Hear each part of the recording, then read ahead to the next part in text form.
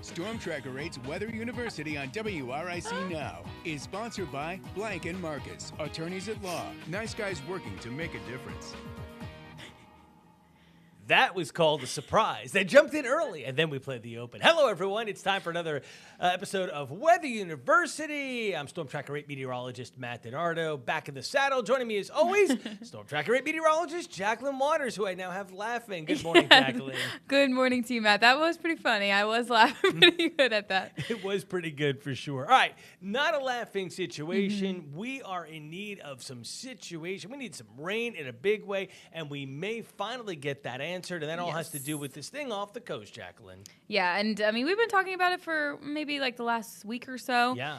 And now it's getting closer and closer to North Carolina, even South Carolina, some of those beaches. We're starting to see some of those impacts. Still potential tropical cyclone 8, and still has that chance possibly of developing, but whether it's going to develop or not into a tropical system, it's going to bring us rain, which is good. And that's the key right there. And that's why it's called potential tropical. It's something, as you said, that we're watching, but we don't really see this maybe forming into like a tropical depression or a tropical storm. And right now, winds 50 miles per hour, moving very slowly to the northwest at 3 miles per hour. And that next advisory comes out in about a half hour or so. Yeah. So we will see if it strengthens or not. And in this graphic here, we have that coastline outlined in blue, and you see the flags. There are tropical storm warnings out for coastal South Carolina all the way through Ocracoke Island.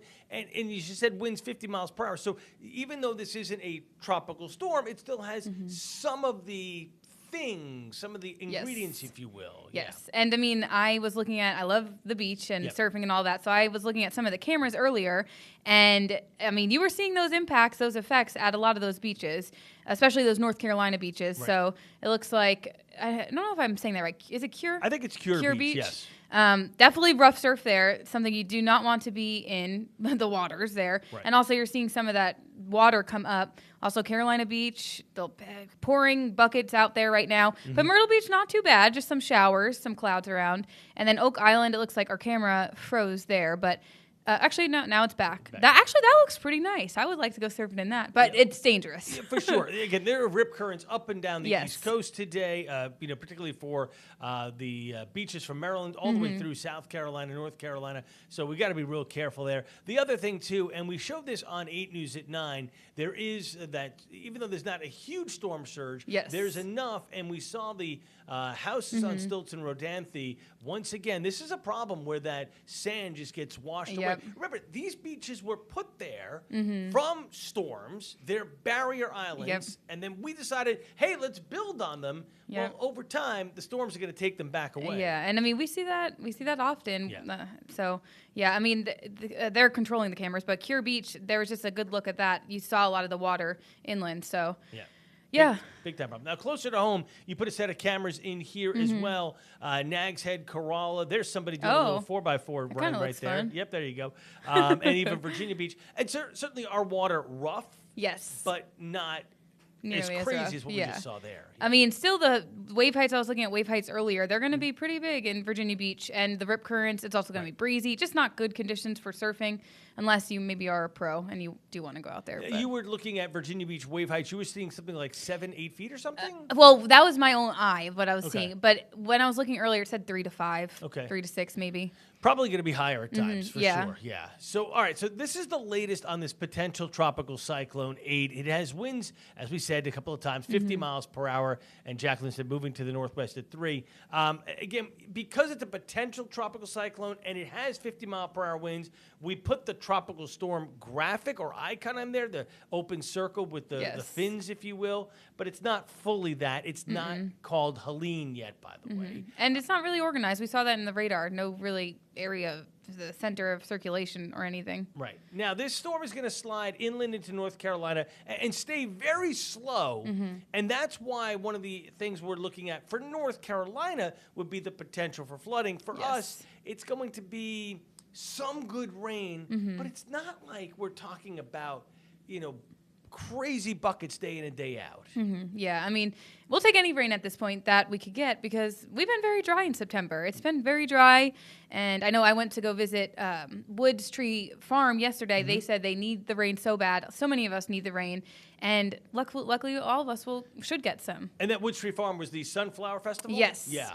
So good. Add it to your bucket list if you guys have never been. And they have something coming out at Christmas time, too. That's awesome. I loved it. It was great. Very cool. So you mentioned the lack of rain in September. And the bottom of the graphic there shows 700ths officially at the Richmond Airport. And the last update to the drought, if I remember from last Thursday when I showed it, we are now dry across most of I-95 and a little bit west. Then we go into a drought. Then we go into an extreme drought in the northern Shenandoah Valley. So still having some big time problems. And that's actually good. Well, it's not. No drought conditions are good, but it looks like from the accumulation models that most of the rain or the greater portion of rain will be out to the west. So that will definitely help to some degree the drought conditions out there.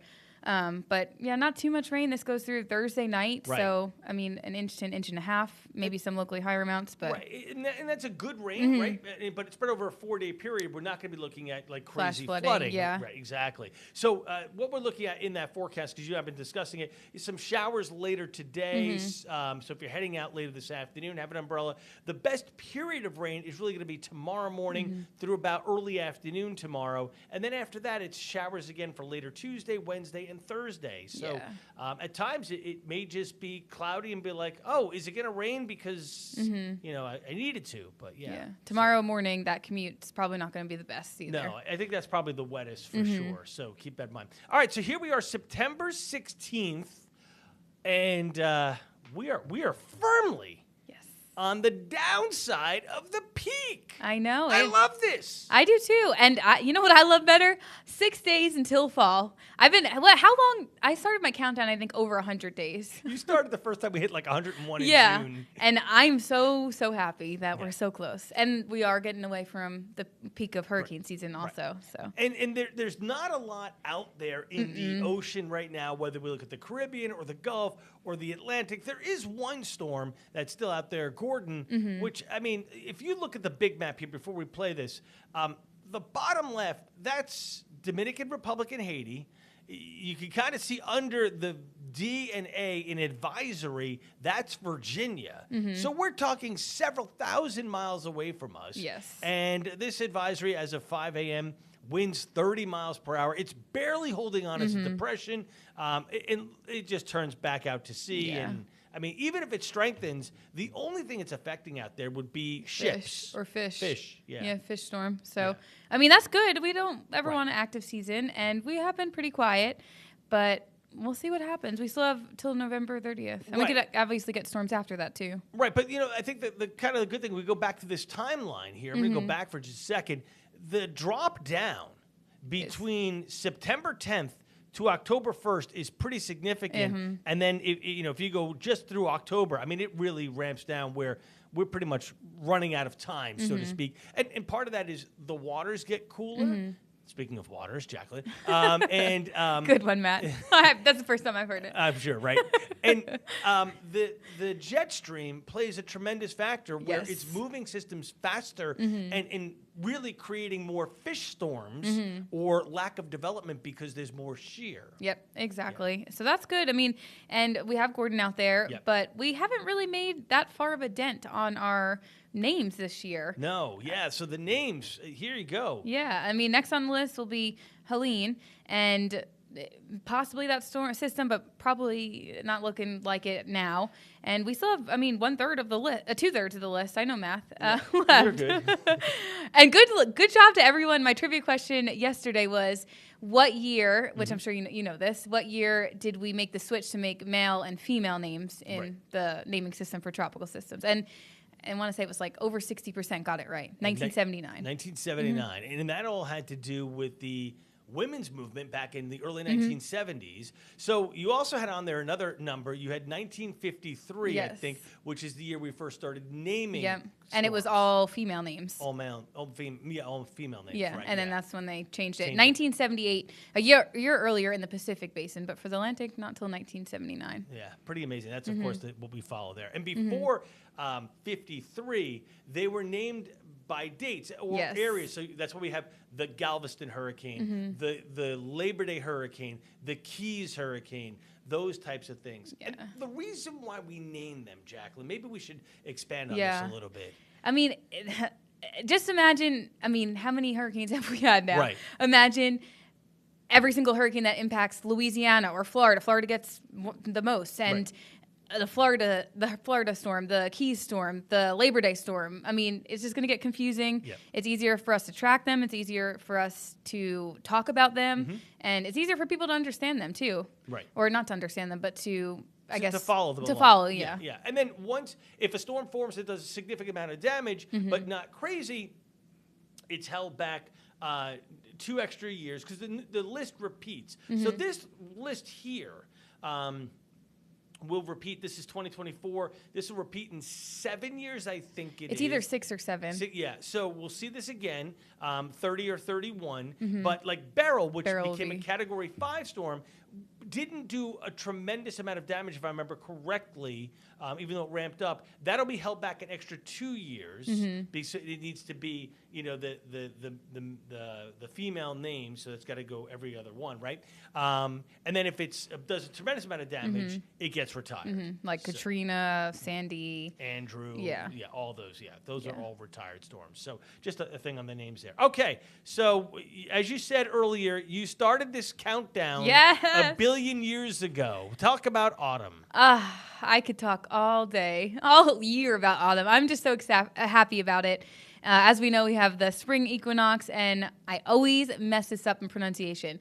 Autumnal. Did I say that right? Autumnal, yes. Autumnal equinox, Yeah. and it's September 22nd, this Sunday, 8:44 exactly. It will happen, and it's when basically you have equal amount sunlight and darkness in all latitudes, and then the days get shorter as we go towards the winter. But I mean, there's so many things to do in fall: hiking, camping, drinking pumpkin beer, pumpkin spice lattes, Halloween. You got apple picking coming up. Pumpkins, Carter's Mountain, of course, will be one of the big places to go. Pumpkin picking, all the local patches. I mean, yes, there is a ton to do, and it is very nice. It's very enjoyable weather for sure. I love it. But I love the problem it so is much. that the pools are closed. It's not hot. I can't just chill. Anyway. You could go camp. I don't camp. I think we know that. Camping to me is like the Sheraton. That's my line. Bougie. It's a funny line. All right, so 6 days until fall. 45 days until Jacqueline dresses her dog up. No, I'm going to dress him up earlier than that because I'm emceeing Oh. or judging the pet contest. I think it's October 19th. So I already have 3 costumes for Garrison. Very good. There you go. 73 days until Thanksgiving. That's supposed to be the turkey float at the Macy's Thanksgiving Day Parade, just so you know. And then 100 days to Christmas. Jacqueline, you better start doing your shopping now. Okay, I will. I got to start doing my baking. Remember my Christmas cookie baking? Yes. I got to You start did doing make that. some awesome cookies Thank last you. year, for Maybe sure. if you're nice to me, I'll make you some more this year. That means I will not get any, folks, because according to will. Jacqueline, I'm never nice to her. All right, so again, we have potential tropical cyclone. I'm just refreshing a different screen off the side here to see if the new information comes in, because That's what I sometimes it was comes in gonna at do. 9:49. Does not look like it at this point yet. So again, whether this will become Helene or not is yet to be seen. I would say probably not, just because even though we're seeing some good rain on the north side, there isn't really well-defined circulation. So we'll wait and see what the National Hurricane Center does. Of course, they'll probably do it just to spite me. It is what it is. But again, some showers later today, possible rain tomorrow, Jacqueline. Anything else you'd like to add? No, bring on the fall weather. Bring on the fall weather. I'm so she excited. says. All right, very good. Well, once again, for Jacqueline Waters, I am Matt DiNardo. It has been a pleasure as always, and we hope to see you again soon for another episode of Yes, Not Off the Hook. That's going to come up later this week. Weather University. See you soon, everyone.